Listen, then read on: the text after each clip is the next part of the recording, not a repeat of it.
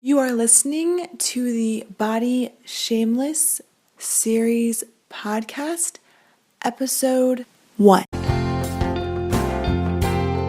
am your host, Molly Fitzpatrick, a writer, stylist, and graduate student.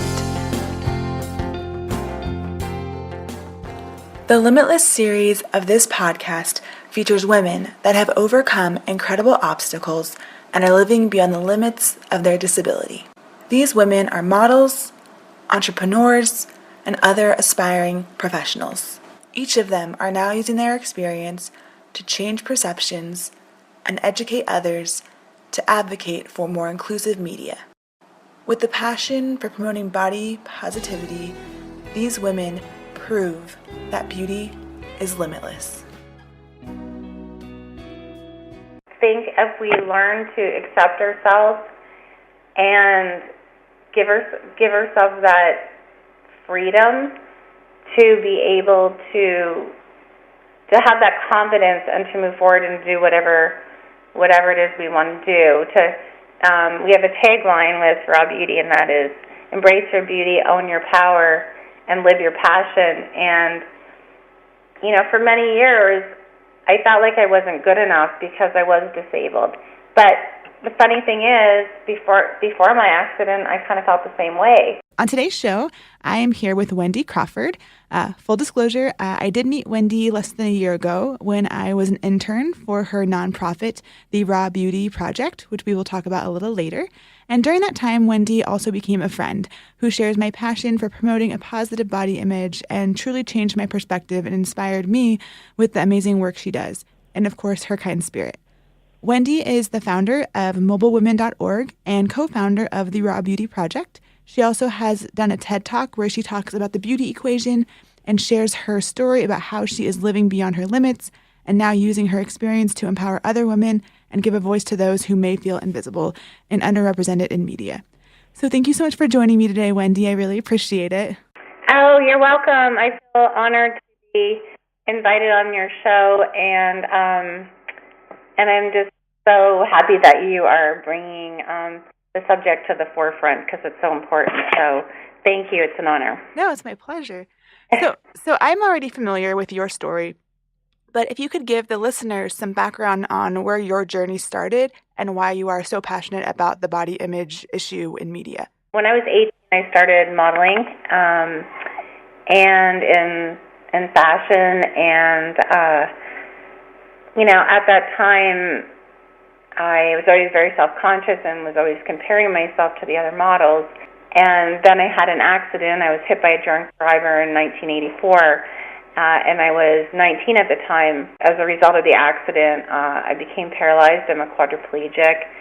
And so, of course, that was horrific. And I just wanted to get back to my life. So I thought that I could get back to, working again and just try to make things as normal as possible, which was a bit naive at the time. But, so I talked to my agent and we tried to get me work, but the industry just was not very, they were compassionate towards what I went through, but they just didn't have any work for me. I just did not look like the other models anymore. I was now in a wheelchair, and even though my body type was the same or whatever, I no longer fit the mold that they had created. So, that always bothered me and made me realize, how narrow-minded the industry was, and really gives women a false sense of how they should look. They just represent, the models at that time were just representative of a small fraction of the population, and that really there's all different kinds of body shapes and sizes and colors and ethnicities and ages, and so it's kind of always been a passionate subject for me. And I met all these amazing women in wheelchairs after my accident, and people with disabilities, and I just wanted to bring them to the forefront and have them be recognized too, as the beautiful women that they are. In your TED talk that you did, you talk about the what you call the beauty equation, and you talk about the negative comparisons that women make of themselves to other images that they see in media, be it in fashion or I guess now social media. So can you talk a little bit about that and what role you think media does play in women's body image, especially in like you were speaking of before the fashion industry? Well, in my TED talk, I did some research, and I found out that there was actually a real beauty equation which is used to measure your beauty. So they measure the distance between your eyes and different measurements of your face and make these ratios. And most people don't meet up to that ratio. So when I found that, I just thought that was ludicrous. Like, who's to say that there should be a specific measurement? And I think most women compare themselves when we look in media and say, for example, I'm now in my 50s. I look at a woman around my same age and I think, why don't I look like that when I look at a magazine? Or, why isn't my body like that? And I think because we're inundated constantly with these images, it's really difficult not to compare ourselves. These younger women say, I need a bigger butt, and it's constant comparison instead of just embracing what we have and feeling beautiful for what we have. And I think that whole shift in society needs to take place in our way of thinking, and the images in the media need to change to reflect a broader scope of women. And also in the media, a lot of it is photoshopped. And, when I modeled, I got to see the other side of it where actually back then we didn't have photoshopping, but you spend all day getting one shot, and you have the best makeup artists, you have stylists, you have hairdressers. Mm-hmm. So you have all these people making you look amazing, but that's not realistic. So it needs to shift within ourselves, but also shift within the media. And that's why we created the Raw Beauty Project to celebrate women with disabilities and show the world that there is another type of beauty we're missing. Yeah. So with that said, you embraced your new circumstance with disabilities in a really unique way by creating mobilewomen.org and the Raw Beauty Project.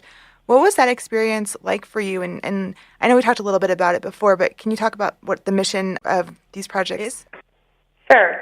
Well, it wasn't that easy of a process. It sounds like it, but, this is in a span of over 32 years. Right. Originally, I did not want to think of being disabled, nor did I want other people to think of me as disabled, and I kind of felt badly for people who are disabled, but I didn't want to be one of them, and I didn't want other people to think of me as one of them.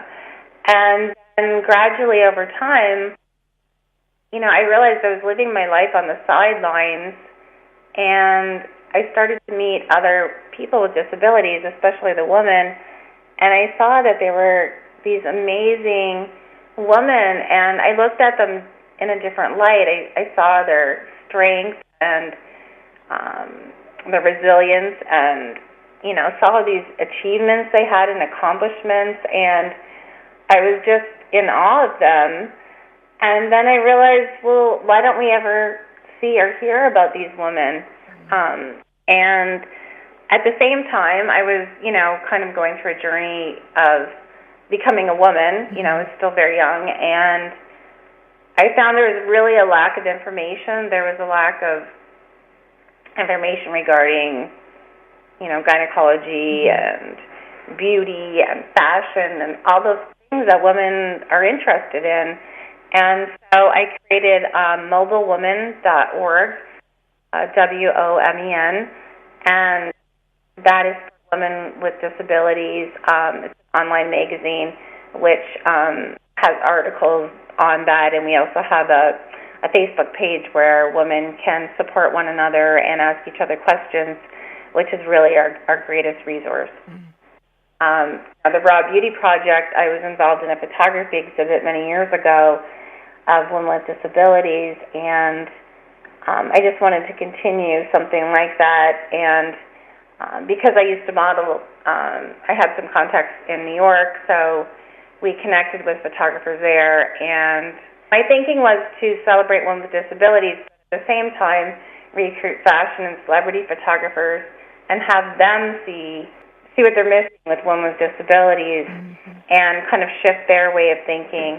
And then, of course, hoping the media would pick it up and, spread our mission. Our mission being, to celebrate women with disabilities, to redefine beauty and perceptions, and that becomes very empowering, and it really unleashes potential for all of those who see it. When you see the photographs that are so powerful and you read the stories, everyone has challenges in their life. Everyone has obstacles. But when you read how these women have overcome them and how they're not just surviving, but they're thriving, then it's, many people find that there's a shift within themselves and helps them to feel more empowered to overcome their obstacles and feel better about themselves. So that's the back doorway of empowering people. Definitely.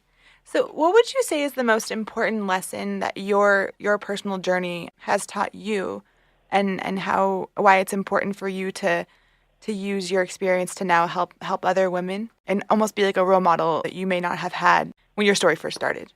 Well, I think we spend so much time. I still revert to this many times. I'm not perfect by any means, but I think if we learn to accept ourselves and give ourselves that freedom to be able to have that confidence and to move forward and do whatever it is we want to do.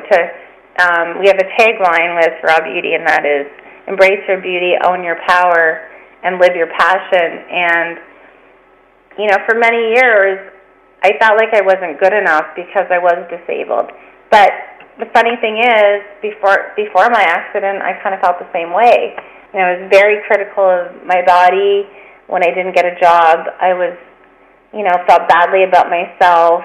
I would look at the other models and say, well, she's so much prettier, or she can do this, and she's, I was constantly doing that to myself. And when you do that, you just don't have the confidence you need, and, I wasn't happy. And trust me, I still do it sometimes, but in general, I feel so much better about myself. And if women did that, just think of the accomplishments they could achieve if they spent the time and effort on accepting themselves as opposed to trying to change it, and just look at the positive things we have, Yeah.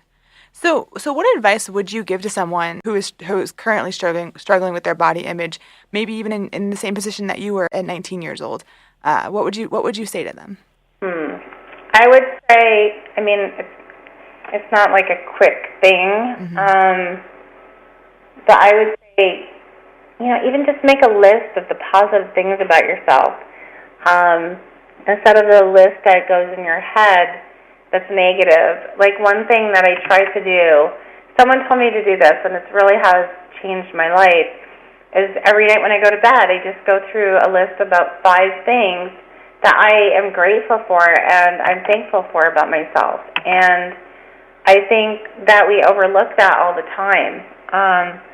But especially, say, someone with a disability or someone who has another kind of challenge, finding a group that are other people that have similar circumstances, I think is really helpful, because I think when you feel part of a community, then you feel like you're not the only one, and you have someone to talk to about it. I have so many friends with disabilities, and we pull each other up. And, the great thing is online, and there's so many groups, you don't have to even go anywhere to connect with someone. And that's why it's so important that we do have diversity and inclusion in the media, because when you see someone who's like yourself in a magazine or on television or online, that's empowering in itself. And to not, when I was first injured, and to not see anybody like myself anywhere, it's very negative. So I think that's empowering. So, and just be kind to yourself. Yeah. I think that's the main thing. And is there a company you think does a good job of promoting inclusion and a positive body image? Yeah, I think that things are really shifting. I think that, I think the Dove campaign really started to change things, real beauty and showing everyday woman. And now I think that that's really changing. Just in the past couple of years, it's been quite amazing since we did the New York event, our first exhibit in 2014.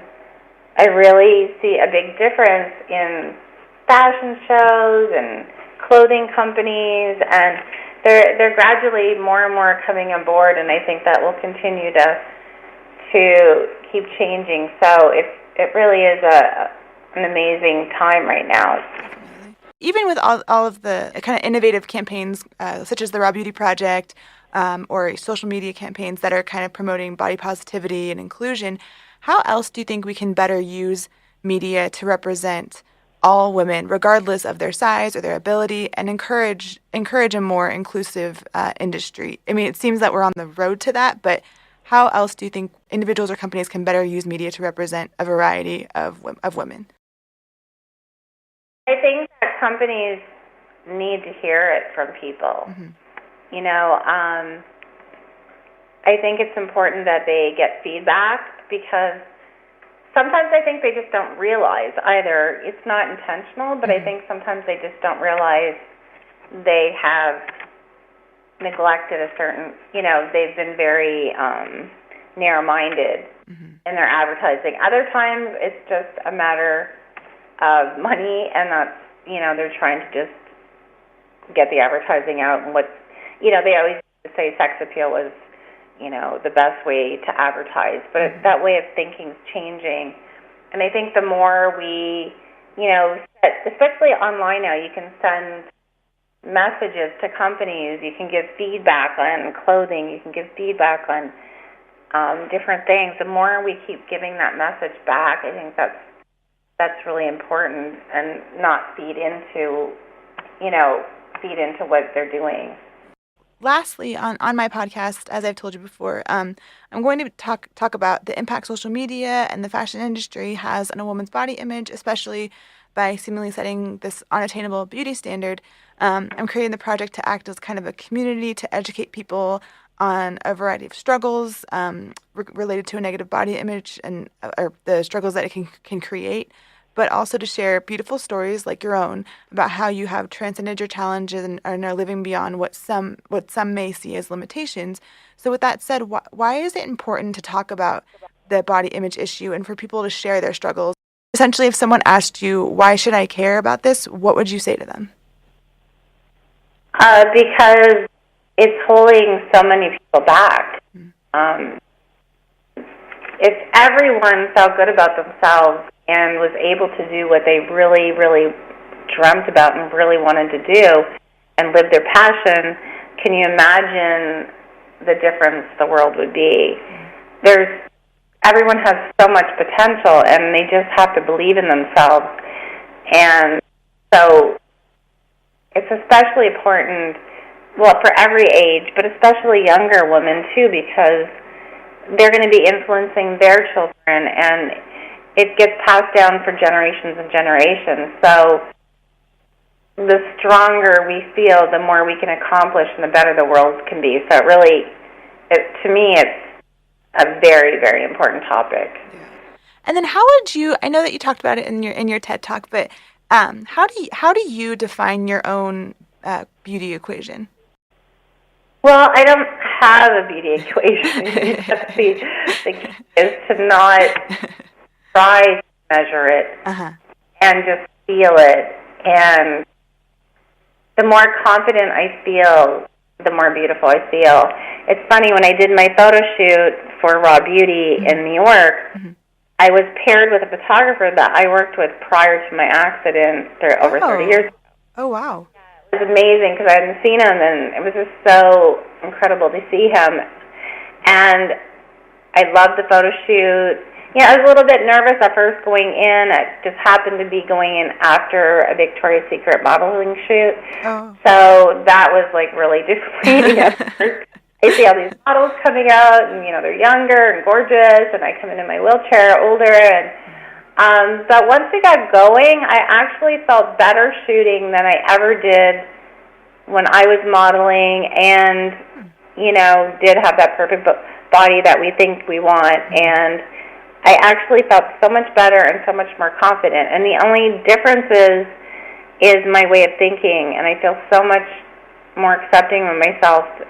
I actually enjoyed the shoot where before I was so self-conscious and thinking I'm doing something wrong or So That's great. that's to me the most important thing is shifting your mind, because then everything else will follow. Yeah, definitely.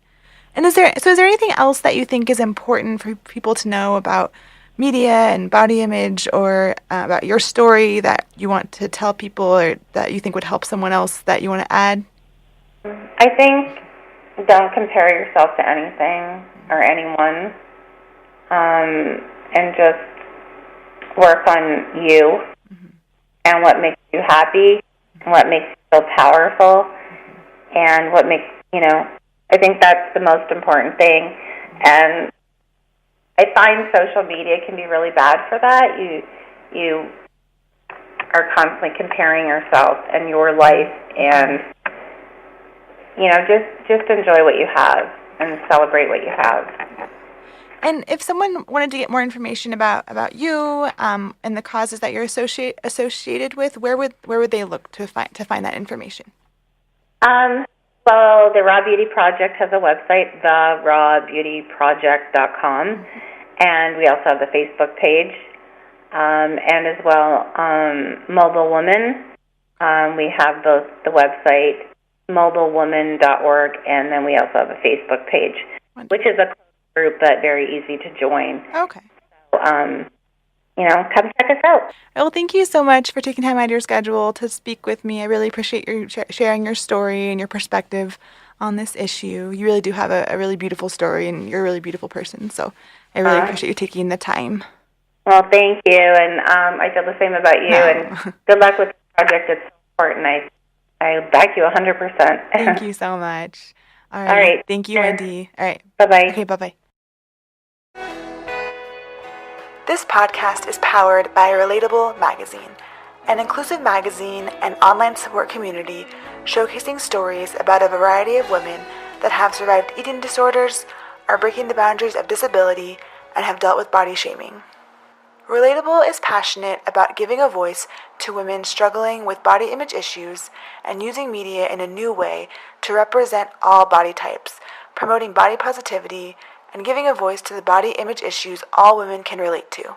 Relatable hopes that you will share your voice and tell your story, because beauty is limitless, brave, and body shameless. Thank you for listening.